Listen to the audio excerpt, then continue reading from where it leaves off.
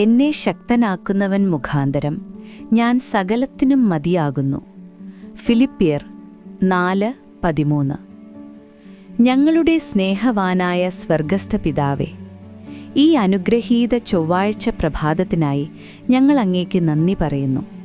കർത്താവേ, ജീവിതത്തിൽ പലവിധ ഉത്തരവാദിത്തങ്ങളും വെല്ലുവിളികളും ഞങ്ങളെ തളർത്തുമ്പോൾ അങ്ങിൽ നിന്ന് ലഭിക്കുന്ന ബലം ഞങ്ങൾക്ക് തുണയായിരിക്കട്ടെ.